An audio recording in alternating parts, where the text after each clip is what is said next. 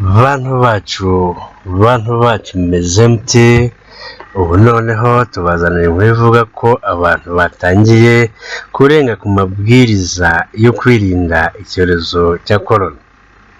Kuri uyu wa mbere tariki ya 4 Gicurasi 2020 nibwo hatangiye gahunda yo korohereza abanyarwanda kuva mu rugo nyuma y'iminsi igera kuri 45 bayirimo.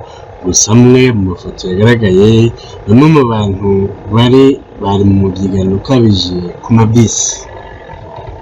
Polisi y'igihugu ikomeje ubukangurambaga bwo kubuza abantu kwegerana kugira ngo batanduzanya icyorezo cya korona, ariko kubera imodoka nke zagaragaye kuri uwa mbere byatumye bamwe babyigana cyane kugira ngo bajye muri gahunda zabo hakiri kare.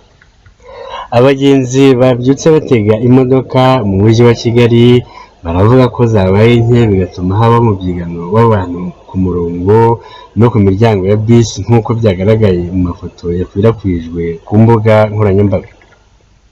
Ibi bishobora kuba imbarutso y'ikwirakwira ryihuse ry'icyorezo cya korona mu Banyarwanda, bityo ibya nyuma bikaba byaba bibi kurusha ibya mbere. Leta y'u Rwanda yafashe umwanzuro wo gutegeka abantu kuguma mu rugo ku wa 21 Werurwe 2020, ndetse iyi gahunda yatanze umusaruro kuko iki cyorezo kitakwirakwiye nk'uko byagenze mu bihugu nk'Ubutaliyani, Leta Zunze Ubumwe za Amerika ndetse no mu bihugu bituranye. Amabwiriza y'inzego z'umutekano avuga ko abantu bagomba guhana nibura metero 2 igihe bahuriye ahantu, ariko uyu munsi siko byagenze, ahubwo abantu bari kubyigana ku mamodoka. Benshi mu batanga ibitekerezo ku mbuga nkoranyambaga ku bijyanye n'uyu mubyigano uri ku mamodoka ndetse no ku mirongo yo gutegerezaho imodoka bagaragaje impungenge zabo z'uko abantu bashobora kwanduzanya, bityo iki cyorezo igihugu kimaze iminsi kirinda kigaca egeko. Mu byemezo by'inama y'abaminisitiri yateranye ku wa 30 Mata 2020 hemejwe ko imirimo imwe n'imwe igomba gufungurwa, harimo gutwara abagenzi mu buryo bwa rusange, ariko hagomba gufatwa ingamba zo kurinda abantu kwanduzanya icyorezo cya korona. Ku itariki ya 2 Gicurasi mu buryo bw'amashusho, abatwara abagenzi bakoze inama n'inzego zitandukanye z'ubuyobozi bw'igihugu baganira ku buryo gutwara abantu bizakorwa ariko hubahirizwa amabwiriza yo kwirinda icyorezo cya korona. Mu byo RURA yemeje mbere y'uko ingendo zitangira harimo ko imodoka yatwaraga abantu 70 barimo 30 bahagaze na 40 bicaye guhera ku wa 4 Gicurasi 2020 izajya itwara abatarenze 35. Ariyo mpamvu imodoka zabaye nke cyane ku munsi wa mbere.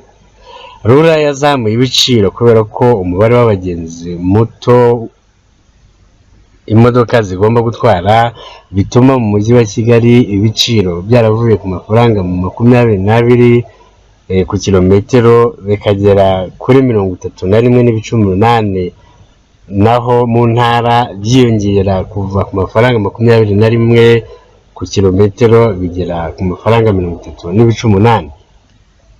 Polisi y'igihugu yatangaje ko nubwo horohejwe gahunda ya guma mu rugo, abantu badafite gahunda zihutirwa bagomba kuguma mu rugo, ndetse abazica amategeko yo kwirinda icyorezo cya korona bazajya babihanirwa. Nubwo bemerewe gusohoka, abantu bose bagomba kuba bari mu ngo zabo bitarenze saa 2 z'ijoro, kuko kuva ayo masaha kugeza saa 11 z'igitondo ntawemerewe gusohoka.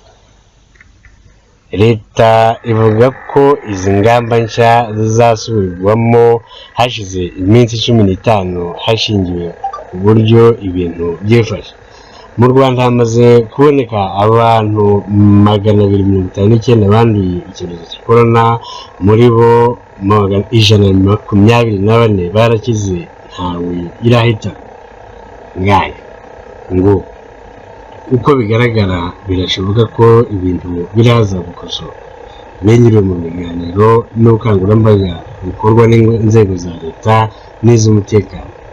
Twe tubaye duhagarariye gusa tubibutsa gukora subscribe batarabikora kugira ngo mukomeze kubona video zacu zigisohoka. Naho utaha, bye bye.